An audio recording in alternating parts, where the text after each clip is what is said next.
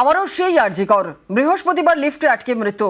রবিবার টয়লেট যেতে ৩০টা সিঁড়ি ভাঙায় অসুস্থ বৃদ্ধের মৃত্যুর অভিযোগ। আর এই নিয়ে ভোটের বাংলায় চড়েছে পারদ।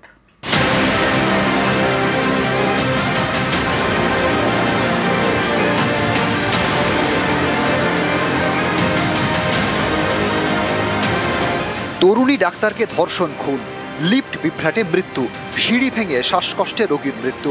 একের পর এক চাঞ্চল্যকর অভিযোগ। ঘটনাস্থল একটাই, আরজিকর।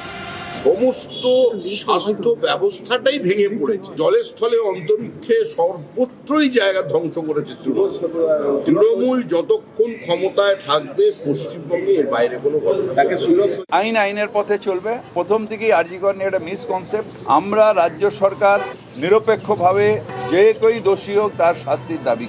আরজিকরের ট্রমা কেয়ার সেন্টার। এখানকার গ্রাউন্ড ফ্লোরে শুধু স্টাফ টয়লেট, রোগীদের তা ব্যবহার করতে দেওয়া হয় না। তাই রবিবার গভীর রাতে অসুস্থ বৃদ্ধকে হেঁটে যেতে হয় বে টয়লেটে। অভিযোগ, শ্বাসকষ্টে রোগীকে ভাঙতে হয় ৩০টি সিঁড়ি। এর জেরে আরও অসুস্থ হয়ে তিনি মারাই যান।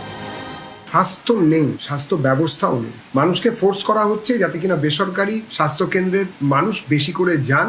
যেরকম ভাবে এই ঘটনা ঘটলো, তখন এই তৃণমূল সরকারের সদিচ্ছা এবং কাজ করার ক্ষমতা নিয়ে প্রশ্নচিহ্ন থাকে। অবশ্যই ধিক্কার এবং ঘৃণা থাকবে।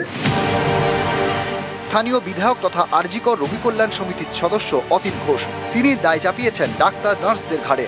প্রশাসন যদি এত নির্বিকার থাকে তাহলে তো মানুষ এই সুবিধাগুলো পাবে না। ওই টয়লেটটা যদি কোনো কারণে সংস্কারের জন্য বন্ধ থাকে, তাহলে ডাক্তারের উচিত ছিল তাদের জন্য যে দুটো টয়লেট ছিল সেই টয়লেটটা থেকে ব্যবহার করতে দেওয়া। ট্রমা কেয়ারের সেন্টার থেকে বেরোতে দেওয়া উচিত হয়নি। এটা ডাক্তারের মারাত্মক ফল্ট, ওই সাব নার্স যারা ছিলেন তাদের মারাত্মক ফল্ট, এটা মানতেই হবে। আরজিকর ইনসিডেন্টের সময় এমার্জেন্সিটা তো ভাঙা হয়, সেটা সিবিআই বেশ কিছুদিন সিল করে রাখে। ডাবল পেশেন্ট হয়ে যাওয়ার ফলে ওদের একটা বিরাট চাপ আছে এবং সেই চাপের জন্য কিছু চরম অব্যবস্থা দেখা যাচ্ছে। আমি পরামর্শ দিয়েছি কনসার্ন রেসপন্সিবল যারা, তাদের যেন একটা ইনকোয়ারি কমিটি করে অ্যাকশন নেওয়া হয়। সম্পূর্ণ প্রশাসনিক ব্যর্থতা, এটা দায়ে তো প্রশাসন অস্বীকার করতে পারে না।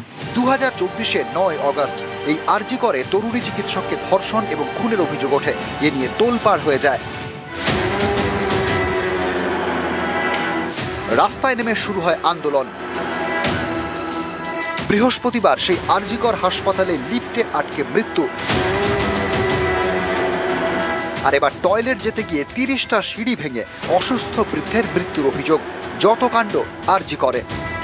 সমস্ত স্বাস্থ্য ব্যবস্থাটাই ভেঙে পড়েছে।